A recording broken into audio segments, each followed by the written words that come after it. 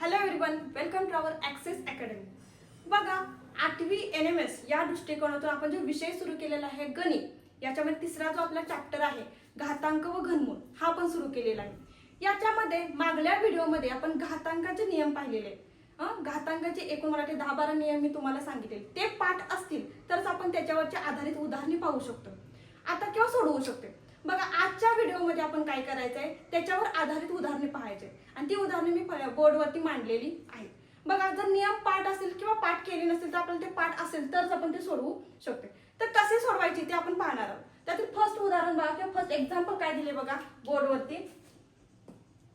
बघा, हे एक्झाम्पल आहे आपलं फर्स्ट. काय तर 18⁻1/4 into 18⁻1/5 is equal to question mark. हा असं पहिलं एक्झाम्पल आपलं मांडलेलं आहे आणि त्यासाठी ऑप्शन दिलेले आहेत आपल्याला. बघा, त्यातला फर्स्ट ऑप्शन आहे 18⁻1/9, सेकंड आहे 18⁻9/20, थर्ड आहे 18⁻20/9 आणि फोर्थ आहे 18⁻⁻9. बरोबर, अशा पद्धती हे आपले ऑप्शन आहेत आणि ह्या ऑप्शन पैकी आपल्याला करेक्ट ऑप्शन काय करायचं आहे, चूज करायचं आहे, चॉईस करायचा आहे. पण कसं, त्यासाठी आपल्याला काय करायला लागणार, हे एक्झाम्पल सोडवावं लागणार. आणि ते सोडवणार कसं, तर त्यासाठी आपल्याला काय पाहिजे, ह्या घातांकाचे नियम जे दिलेले आहेत किंवा ते पाठ असले तरच आपण हे उदाहरण सोडवू शकतो. मग बघा, जर विचार केला तर उदाहरणाकडे जर आपण पाहिलं किंवा एक्झाम्पलकडे आपण पाहिलं तर इथं कोणता नियम लागू होतोय हे आपल्याला पहिलं क्लिक झालं पाहिजे. बरोबर, कोणता नियम लागू होतोय हे आपल्याला पहिलं क्लिक झालं पाहिजे. तर बघा, ह्या दोन्ही टर्म मध्ये काय आहे, मल्टिप्लिकेशन म्हणजे गुणाकार. बरोबर, आणि त्याच्यावरती हा घातांक म्हणजे गुणाकारामध्ये तुम्हाला असं दिलं होतं का बघा, किंवा हा नियम तुमच्या लक्षात आहे का बघा. काय तर a⁻m into a⁻n is equal to a⁻m plus n. हा फॉर्म्युला आहे किंवा हा घातांकाचा नियम आहे. या नियमामध्ये हे एक्झाम्पल परफेक्ट बसते. कसं काय तर बघा, इथं a दिले म्हणजे इथं कुठलाही नंबर असेल तर इथं आहे का बघा सेम नंबर 18. आता m च्या जागी n च्या जागी कोणतीही संख्या असू शकते. पूर्ण संख्या असेल किंवा अपूर्णांक असेल. आता इथं कुठं दिलं बघा, m च्या जागी आणि n च्या जागी 1/4 आणि 1/5. सेम जे हे इथं दिलंय ते सेम इथं आहे. आता आपल्याला काय करायचं, हे फाइंड आउट करायचं ह्या साईडची बाजू म्हणजे a⁻m प्लस n म्हणजे ह्या संख्येवर ह्या घातांकांची काय करायची, बेरीज करायची. आता बेरीज करत असताना सोडवायचं, उत्तर तुम्हाला आपोआप येणार आहे. कसं सोडवायचं बघा, जे एक्झाम्पल आहे ते लिहून घेऊया आपण. काय बघा, 18⁻1/4 into 18⁻1/5 is equal to question mark.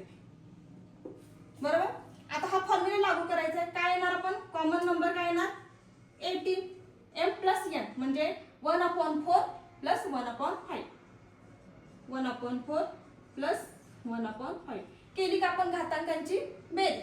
आता आन्सर काढायचा आपल्याला. त्यासाठी काय करायचं तर 18⁻, थोडस इथं काय करायचं, आपण तिरका गुणाकार करायचा.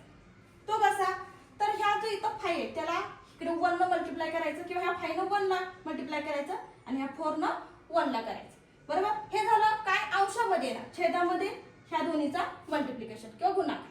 ते कसं बघा, तर 5 × 1 काय येणार 5 प्लस 4 × 1 काय येणार 4 आणि डिवाइडेड बाय 4 × 5 काय येते डायरेक्ट 20. 4 × 5 20 म्हणजे काय येते बघा आन्सर 18⁻5 प्लस 9 काय, सॉरी 5 प्लस 4 काय येणार 9 येणार अपॉन 20. हे तुमचं काय आलं, फायनल आन्सर आलेलं आहे. आणि हे ऑप्शन मध्ये आहे का आपण ते चेक करूया. बघा, ऑप्शन बघा कुठे दिसतोय तुम्हाला, इथं 1/9 दिसतंय, इथं 9/20 18⁻20 म्हणजे ऑप्शन नंबर 2 हा तुमचा काय आहे, करेक्ट असणार आहे. अशा पद्धतीने आपल्याला काय करायचं, हे एक्झाम्पल सोडवायचं आहे. एक्झाम्पल सोपंच आहे पण कशा थ्रू, ह्या घातांकाचे नियम जे आहेत त्याचा वापर करूनच आपण उदाहरण सोडवू शकतो. हे झालं पहिलं उदाहरण. बघा, दुसरं सेम, दुसरं पण तुमच्या पुढे आहे.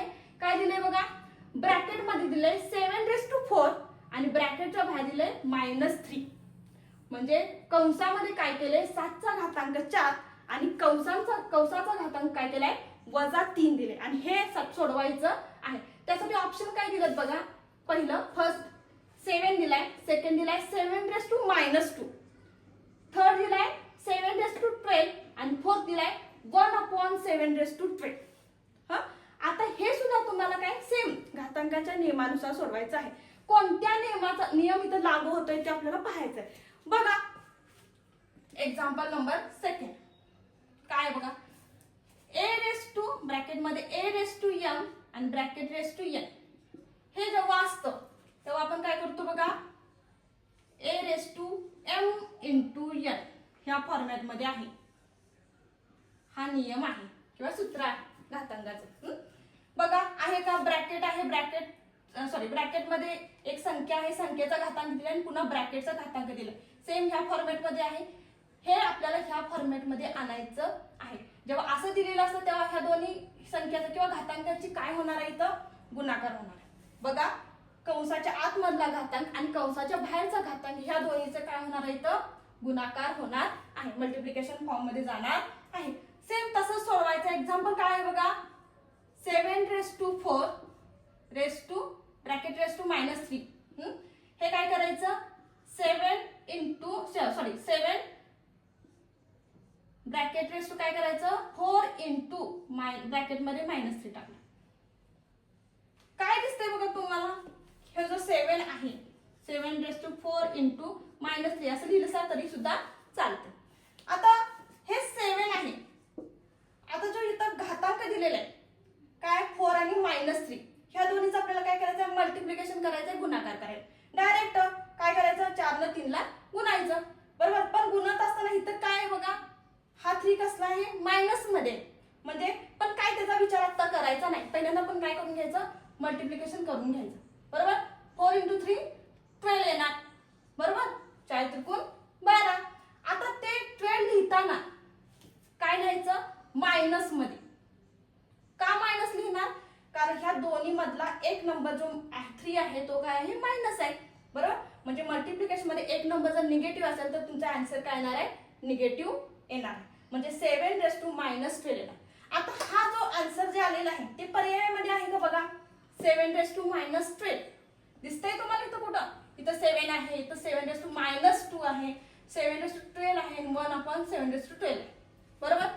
आता तुम्ही म्हणणार आपलंच काय तर चुकले का, कारण इथं -12 आपला आन्सर आले, पर्यायामध्ये काय दिले, +12 दिले बघा, 7 रेस टू 12, म्हणजे हे बरोबर असणार असं तुम्हाला वाटणार. पण हा पर्याय तुम्ही गडबडीने काय करणार, टिक करणार आणि तुमचं उत्तर चुकणार. का, कारण तुम्ही जे आन्सर काढले आणि पर्यायामध्ये दिलेलं नाही, बरोबर. पण तुम्हाला अजून एक गोष्ट लक्षात येते का बघा, जेव्हा 7 रेस टू -12 असते तेव्हा आपण असं ह्या फॉर्मॅटमध्ये लिहितो, 1/7 रेस टू 12. त्याला छेदामध्ये लिहितो आणि काय करतो, त्याचं वजा चिन्ह घालवतो, म्हणजे त्याला 1/7 रेस टू 12 ह्या फॉर्मॅटमध्ये आपण लिहितो. जर आपलं आन्सर जर मायनस मध्ये आला असेल तर, आणि हे तुमचं आन्सर बरोबर असणार आहे. काय बघा, 1/7 रेस टू 12. आणि हा आहे का बघा पर्यायामध्ये, तुम्हाला दिसतंय का, तर पर्याय क्रमांक किंवा ऑप्शन नंबर 4 दिसतोय तर 1/7 रेस टू 12 हे तुमचं बरोबर असणार आहे. अशा पद्धतीने हे एक्झाम्पल सोडवायचं आहे. इथं जवळजवळ आपण 2 काय केले, घातांकाचे नियम आले, इथे एक आहे आणि इथे एक वापरले. इथं जर -12 आला असेल तर आपण 1/ ह्या फॉर्मॅटमध्ये आपण लिहितो, बरोबर. हे झालं दुसरं उदाहरण. आता सेम तिसरं बघा, तिसरं उदाहरण काय दिलेलं आहे बघा, 3 रेस टू 6 काय दिलंय, 3 raise to 6 divided by 27 is equal to 3 raise to x. तर x is equal to question mark. Example एकाच फॉर्मॅटमध्ये असतील असं नाही, हे तुम्हाला पहिलं दुसरं एक्झाम्पल दिले घातांकाच्या नियमानुसार, पण तिसरं उदाहरण थोडंसं वेगळं दिले. त्याची काठिण्य पातळी किंवा विचार करण्याचा जो आपला तर्क लावतो आपण ते थोडंसं वेगळं आहे. हा 1 2 तिसरंही त्याच पद्धतीचं असेल असं नसतं. तिसरं उदाहरण थोडंसं वेगळं दिलंय. बघा काय दिलंय ते, तुम्हाला एक म्हणजे उदाहरण दिलंय, एक्झाम्पल दिलंय 3 रेस टू 6 डिवायडेड बाय 27. काय एक्झाम्पल आहे बघा, 3 raise to 6 divided by 27 is equal to 3 raise to x. आणि काय तर x काय सांगितलंय तुम्हाला, क्वेश्चन मार्क सांगितलं. इथला x म्हणजे काय असेल असा प्रश्न विचारलेला, बरोबर. हे एक्झाम्पल आहे 3 चा घातांक 6 भागिले 27 बरोबर 3 आणि 3 चा घातांक आहे x. तर x इथं काय असेल असा प्रश्न आपल्याला दिलेला आहे. आणि त्यासाठी ऑप्शन पर्याय दिलेले आहेत बघा, फर्स्ट आहे 2, सेकंड आहे 3, थर्ड आहे 4 आणि फोर्थ आहे 5. यापैकी कोणतं x ची जी किंमत असेल ती कोणती असेल असा प्रश्न इथं विचारलेला आहे. बघूया तर ते सोडवायचं कसं. तर तुम्हाला हे जे एक्झाम्पल दिले त्या एक्झाम्पलचा आपण जरासा बारकाईने विचार केला तर तुमच्या एक लक्षात येते बघा. हे जर आपण लिहिलं 3⁻6 डिवायडेड बाय, आता एक 27 हा कोणाचा घन आहे 27. तर तुमच्या लक्षात येते का 3 चा घन कोण आहे 27. बरोबर, 3 चा घन कोण आहे 27. कोणाचा 3 चा घन 27 आहे. बरं, म्हणून आपण ते काय केलं 27च लिहिले, पण कुठल्या फॉर्मॅट मध्ये लिहिले ते घातांकाच्या स्वरूपामध्ये लिहिले. का? कारण इथं त्यांनी घातांक दिले 3 चा घातांक 6, म्हणून आपण पण काय केलं 27 कोणाच्या फॉर्मॅट मध्ये लिहिलं फक्त 3 चा घातांक 3. बरोबर, काय लिहिलं बघा इथं 3. आता बघा जेव्हा आपण ते एक्झाम्पल लिहिले आणि आपल्याला आता काय करायचंय 3 ची किंमत काढायची, x ची किंमत काढायची. आता x ची किंमत काय असणार हो इथं 3 चा घातांक कोण असणार आहे 3, तर x ची किंमत कोण असणार आहे 3. बघा फक्त इथं चेंज केलं की तुमचं इथं x ची किंमत आपोआप मिळते. काय केलं इथं 27 चा घनमूळ काय आहे 3 आहे, म्हणून काय केलं 3 चा घातांक इथं काय येणार आहे 3च येणार आहे, म्हणजे x ची किंमत 3 येणार आहे आणि x ची किंमत इथं 3 येणार आहे. आता हे आहे का बघा x ची किंमत 3, हे पर्यायामध्ये तुम्हाला कुठे दिसतंय बघा ऑप्शन नंबर 2, म्हणजेच काय येणार x ची किंमत तुमची 3 येणार आहे. म्हणजे एक्झाम्पल सेकंड स्टेपला सुटते, पण त्यावेळेस काय करायचं आपल्याला काही आपल्या तर्क लावायचे आहेत आणि त्यानुसार आपल्याला उदाहरण सोडवायचं आहे. अशा पद्धतीने आपल्याला हे एनएमएसच्या दृष्टिकोनातून एक्झाम्पल सोडवायची आहे. ह्या टॉपिकवर अजून आपल्याला काही दुसरी उदाहरणे सुद्धा पाहायची आहेत. त्यासाठी आमच्या चॅनलला लाईक करा, शेअर करा, सबस्क्राईब करा. थँक्यू.